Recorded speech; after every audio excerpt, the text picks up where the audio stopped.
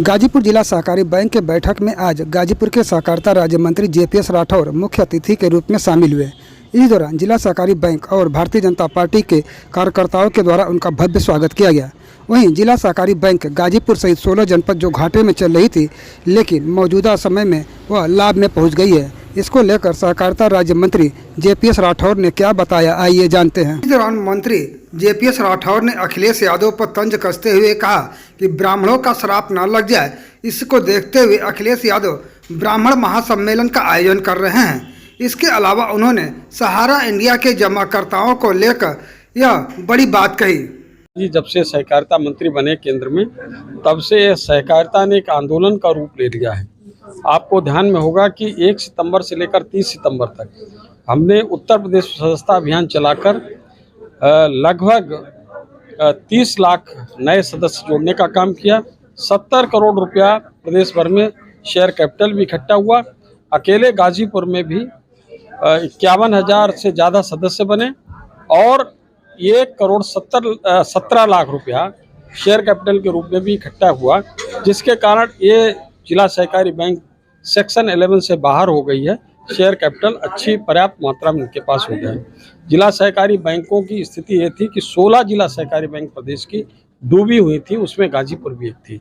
लेकिन आज यहाँ पर बैंक प्रबंधन के द्वारा और हमारे विशेष रूप से जो सभापति हैं सरोजेश सिंह जी ने, इनके प्रयासों से बैंक बेहतर परफॉर्म कर रहा है और एक घाटे से उभर कर प्रॉफिट की ओर बढ़ रहा है और अगले वित्तीय वर्ष में अच्छा प्रॉफिट ये बैंक कमाएगा। सर, अगर राजनीति की बात करें तो अखिलेश यादव पहले पीडीए की बात करते थे, लेकिन अभी सुना जा रहा है कि अब वो जो है ब्राह्मण सम्मेलन करने जा रहे हैं। तो जब वो पीडीए की बात कर रहे हैं तो फिर ब्राह्मण सम्मेलन कराने का क्या हो चुका है?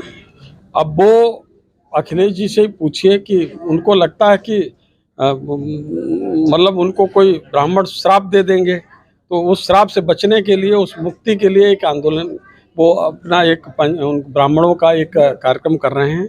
लेकिन मुझे लगता है कि वो मुंह में राम बगल में छुरी, वो ब्राह्मण को देने वाला कुछ नहीं, ब्राह्मणों को धोखा ही देने का काम करेंगे। ब्राह्मणों को साथ लेकर चलने का उनका मादा नहीं है। तमिलनाडु के एक नेता है दयानिधि जी, उनका एक बयान आया है कि बिहार और यूपी के जो लोग होते हैं वो तमिलनाडु में नाली साफ करने का काम करते हैं। इसको आप यूपी के नेता हैं, आप किस नजरिए से देखते हैं?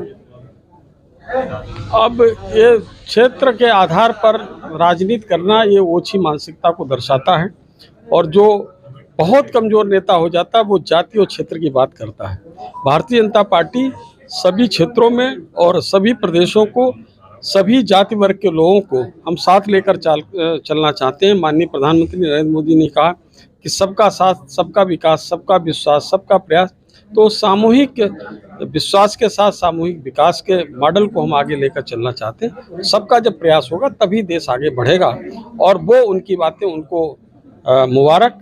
और हम भारतीय जनता पार्टी के लोग इस ओछी मानसिकता के राजनीति करने वालों की कठोर निंदा करते हैं। तो सहकारिता जो एक सवाल है कि पिछले दिनों अमित शाह जी ने सहारा इंडिया के जो जमाकर्ता उनके पैसे के लिए पोर्टल लॉन्च किया और ये भी कहा गया था जो उसमें अपना सब कुछ ऑनलाइन कर देगा, 45 दिनों में भुगतान हो जाएगा। लेकिन लोगों को ऑनलाइन किए हुए लगभग 4 से 5 महीने बीत चुके हैं, किसी का कोई एक पेमेंट नहीं आया है। तो ऐसे में क्या सहकारिता मंत्रालय इसको लेकर कोई गंभीरता करेगा ताकि कुछ? देखिए, ऐसा है कि माननीय अमित शाह जी जो काम अगर बोल दिया है तो वो काम होगा ही।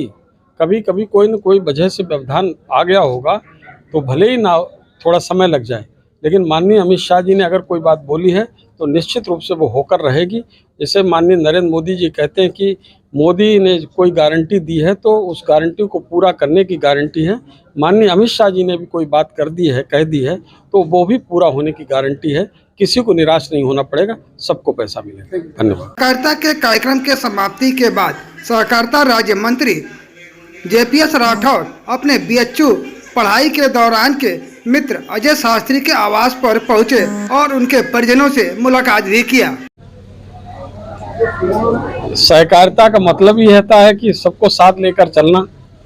तो हमारे बीएचयू के परम मित्र हैं अजय, इनके आवास पे आना एक लाजमी है।